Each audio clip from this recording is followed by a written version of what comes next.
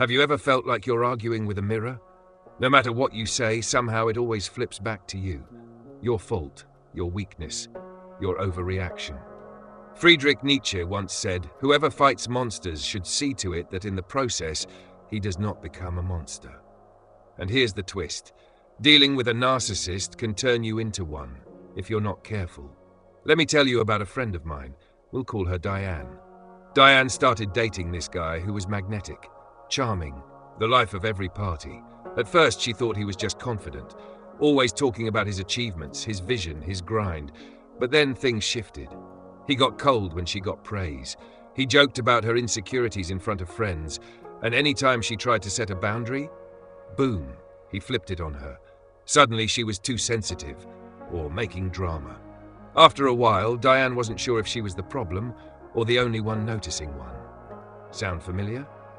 Here's the mistake most people make when dealing with narcissists. They try to win. Win the argument, win their approval, win them over with kindness, or just win peace. But you can't win a game where the rules change every time you start to play. Most advice online says, call them out or cut them off. And sure, sometimes that works, but what if you can't cut them off? What if the narcissist is your boss, your co-parent, your sibling? Here's the real issue. We think handling narcissists is about managing them. But the real power, it comes from managing you. Nietzsche wrote, "He who despises himself still respects himself as one who despises." That sounds like a riddle, but let's break it down. What he's saying is, even when someone is toxic, even when they pretend to hate themselves, they still hold on to power, because they choose to look down on others. It makes them feel important. A narcissist does this constantly. They may act broken, insecure, even vulnerable. But the moment they use that as a tool to control or guilt you, that's not weakness, that's strategy. They feed on reaction, your anger, your silence, your over-explaining. Let me give you a real example. I had a boss, let's call him Mr. T. Mr. T would humiliate people in meetings, then buy them coffee the next day and say, "You know, I only push people I believe in." The emotional whiplash was brutal. At first I kept trying to handle him. I'd prepare longer reports, compliment his leadership, even defend him to others. But nothing changed. What did change? Me. I was anxious, drained, constantly second-guessing myself. Until I remembered Nietzsche's line, "He who despises himself still respects himself as one who despises." Mr. T didn't want to be better, he wanted to feel better. And he did that by making others feel small. So I stopped trying to manage his moods and started managing my own. I said less, I stopped defending myself in circles, and I mentally pulled back. Not coldly, but clearly. That space, that pause, it changed everything. Not because it fixed him, but because I stopped letting him define me. Here's the punchline. You don't beat a narcissist by fighting harder. You beat them by becoming unreactive. That's the power Nietzsche was pointing to. He believed in self-mastery, not control over others, but over yourself, your thoughts, your reactions, your inner peace. So next time you feel that trap, when someone's sucking you into their chaos, ask, am I trying to fix them or protect me? One of those gives you power, the other drains it. But there's more. Because Nietzsche didn't just tell us what narcissists do, he hinted at why they do it. And in the next part, we're going to explore one of his most haunting ideas, the will to power, and how narcissists twist it in subtle, everyday ways. Stick around. Nietzsche wrote, "In individuals, insanity is rare, but in groups, parties, nations, and epochs, it is the rule." At first, this sounds like a rant about politics, but it's deeper than that. Nietzsche's pointing to something we all feel, but rarely say. Sometimes the crazy part isn't the narcissist, it's how many people go along with them. Think about it.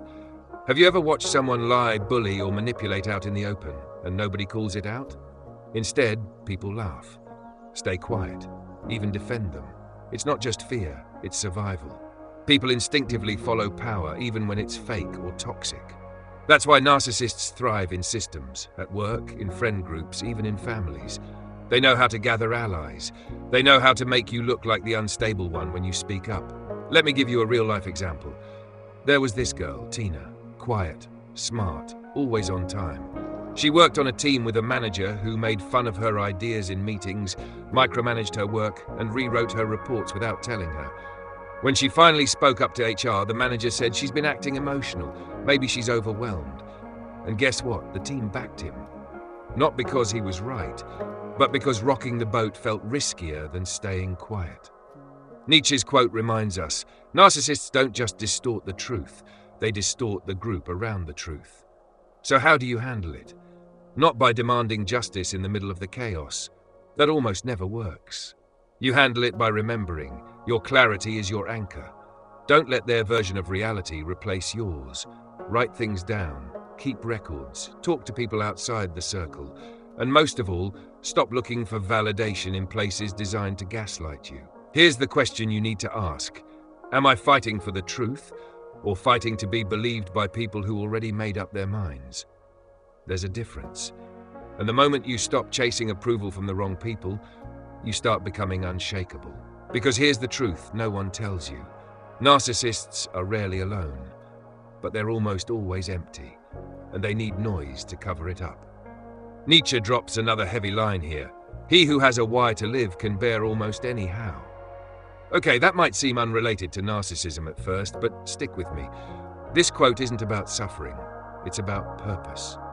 Here's how it connects. When you deal with a narcissist day after day, you start to feel small. Like your needs don't matter, like your voice doesn't count, like you don't count. That's not an accident, that's the design. Narcissists survive by pulling people into their orbit until you start spinning around them. So how do you break that cycle? You find your why, your reason, your values, your goals, your center. Because when you don't have a strong why, a strong identity, you get pulled into theirs. Let me be honest for a second. You might be wondering, okay, but what if the narcissist is someone I love, or someone I can't walk away from? Good question, because that's where this gets real. If you can't leave the situation, you need to anchor yourself inside it. And that means knowing who you are outside their story. Here's what that looked like for me. I once worked closely with someone, creative, brilliant, and exhausting. He'd take credit for my work, turn every conversation into a lecture about himself. If I ever disagreed, I was ungrateful. At first, I tried to fix the relationship. Then I tried to fix me. But what finally worked? I stopped making him the center of the story. Instead of reacting, I focused on building something separate.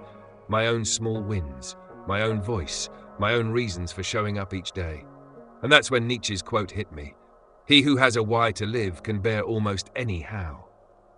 The how didn't stop being hard, but I stopped letting it define me. Here's a hard question. What's your why right now? And is it strong enough to help you hold your ground? Because if you don't choose one, someone else will choose it for you, usually the loudest person in the room. So here's the core of it. Narcissists want you off balance, off purpose, and off script. But Nietzsche shows us a different way.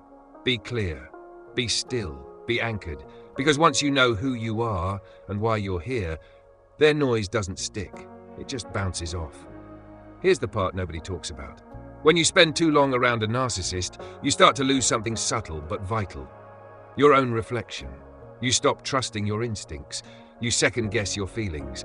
You explain away abuse like it's your fault, or worse, like it's normal. It doesn't happen all at once. It creeps in quietly, like rust. You wake up one day and realize you've been managing someone else's emotions so long, you've forgotten how to feel your own.